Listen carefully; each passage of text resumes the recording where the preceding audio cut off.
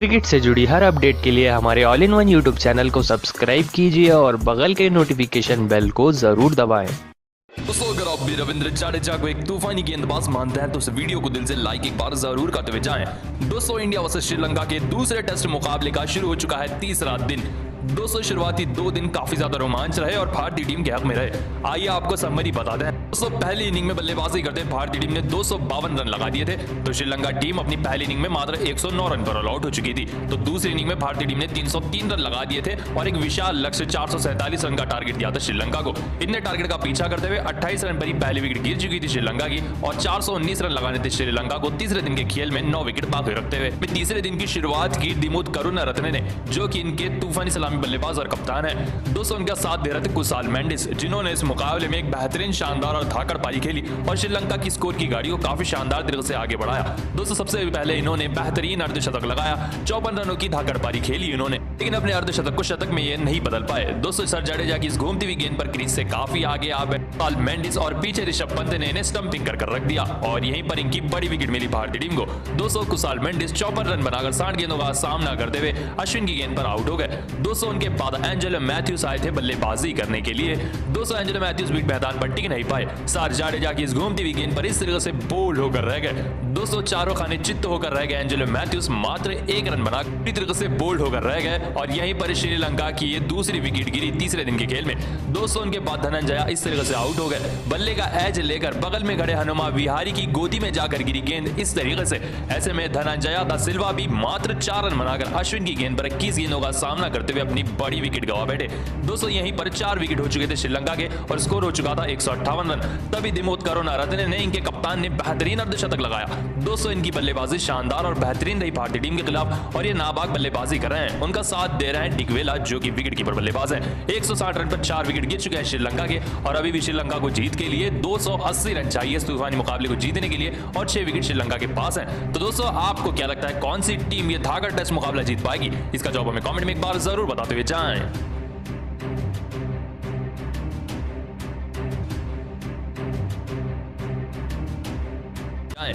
दोस्तों, एक और बार भारतीय टीम ने तूफानी प्रदर्शन किया टेस्ट मुकाबले में। दोस्तों, भारत और श्रीलंका के दूसरे टेस्ट मुकाबले का आज दूसरा दिन था और दूसरा दिन भी पूरी तरह से भारतीय टीम के हक में रहा और भारतीय टीम ने शानदार प्रदर्शन किया। आइए सबसे पहले दिन की हाइलाइट्स हम देख लेते हैं। समरी की अगर हम पूरी समरी की बात करें तो पहले बल्लेबाजी करते भारतीय टीम ने 252 रन लगा दिए थे अपनी पहली इनिंग में। ऐसे में भारतीय टीम ऑल आउट हो गई थी। उसके बाद श्रीलंका अपनी पहली इनिंग में 186 रन पर 6 विकेट गंवा चुकी थी और पहला दिन समाप्त हो चुका था। दूसरे दिन वापस से श्रीलंका बल्लेबाजी करने उतरी और भारतीय टीम गेंदबाजी करने के लिए उतरी। दोस्तों, दिन के शुरुआत में भारतीय टीम ने 4 बड़े विकेट निकाले श्रीलंका के। दोस्तों, आप सभी को बता दें, सबसे पहले 167 रन से दूर थी अभी भी श्रीलंका की टीम भारतीय टीम के ट्रायल से। दोस्तों, आप सभी को बता दें, दिन की शुरुआत में पहली विकेट गिरी एम्बुल दिनेया की, जो बुमराह की इस करारी गेंद को पढ़ नहीं पाए। शॉट लगाने के चक्कर में ऋषभ पंत को अपनी कैच दे बैठे और 1 रन बनाकर एम्बुल दिनेया अपनी विकेट गंवा बैठे। उनके बाद सुरंगा लकमल बल्लेबाजी करने आए। दोस्तों, ये भी अश्विन की घूमी थी गेंद को पढ़ नहीं पाए और बुरी तरह से बोल्ड होकर रह गए। सुरंगा लकमल 5 रन बनाकर अश्विन की गेंद पर बोल्ड होकर रह गए और अपनी विकेट गंवा बैठे। दोस्तों, इनके बाद बल्लेबाजी कर रहे थे डिकवेला और विश्व फर्नांडो। तभी जसप्रीत बुमराह ने उन्हें भी इस शॉट गेंद पर फंसाया। दोस्तों, जाते जाते बल्ले का किनारा लेकर गई डिकवेला के ऋषभ पंत के दस्तानों में गेंद और डिकवेला की विकेट 21 रन पर मिली भारतीय टीम को और यहीं पर ये बुमराह की इस मैच की 5वीं विकेट थी और 5 विकेट होल्ड पूरे किए जसप्रीत बुमराह ने इस मुकाबले में। उनके साथ आखिरी विकेट थी विश्व फर्नांडो की, जो 8 रन बनाकर अश्विन की गेंद पर स्टंपिंग आउट हो गए पंत के हाथों और मात्र 109 रन पर भारतीय टीम ने ऑल आउट किया श्रीलंका को। ऐसे में दोस्तों, श्रीलंका के पास ट्रायल अभी भी बाकी था 143 रन का, यानी कि अभी भारतीय टीम 143 रन से आगे थी। दोस्तों, आप सभी को बता दें, भारतीय टीम का शानदार प्रदर्शन रहा श्रीलंका को ऑल आउट करने के लिए। अब बारी थी भारतीय टीम की दूसरी इनिंग की बल्लेबाजी की। भारत की तरफ से रोहित शर्मा और मयंक अग्रवाल सलामी बल्लेबाज बनकर आए। इन शुरुआत भारतीय टीम की खराब रही।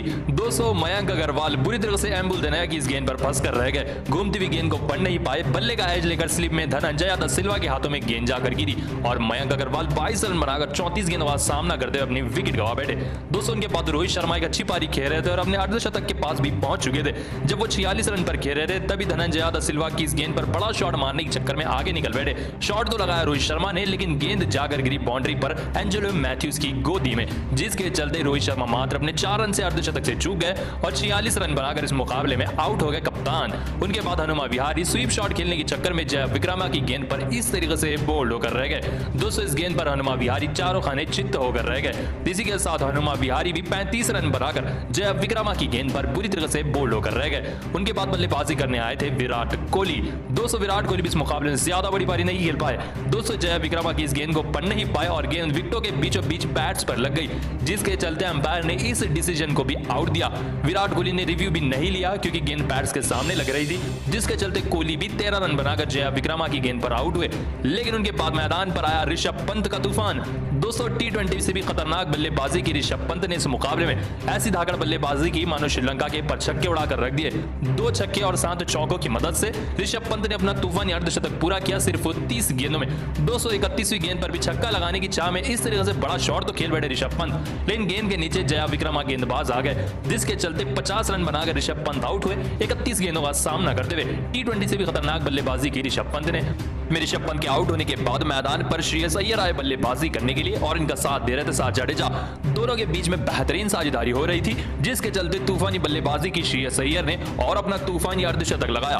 दोस्तों तूफानी फॉर्म में चल रहे हैं श्रेयस अय्यर, उनका साथ दे रहे थे भारतीय टीम के सबसे बेहतरीन ऑलराउंडर सर जडेजा। दोस्तों आप सभी को बता दें सर जडेजा अपनी छोटी पारी को बड़ी पारी में कन्वर्ट नहीं कर पाए। दोस्तों जैसे उनके सामने विश्व फर्नांडो गेंदबाजी करने आए तो इनसाइड एज के चलते वो इस तरीके से बोल्ड होकर रह गए और यहीं पर सर जडेजा की विकेट गई और दोनों के बीच में पार्टनरशिप भी टूट गई।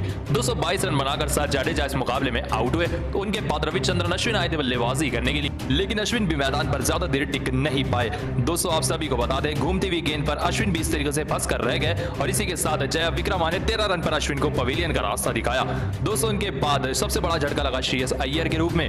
दोस्तों आप सभी को बता दें एम्बुल देनेया की घूमती हुई गेंद को पढ़ नहीं पाए श्रेयस अय्यर। हालांकि उन्होंने एलबीडब्ल्यू की अपील के बाद रिव्यू लेने का भी फैसला किया, लेकिन अंपायर ने उन्हें आउट दिया और 67 रन पर श्रेयस अय्यर की बड़ी विकेट मिली श्रीलंका को। तो 8 विकेट गिर चुके थे। उसके बाद ही अक्षर पटेल भी शॉट खेलने के चक्कर में बुरी तरह से बोल्ड हो बैठे।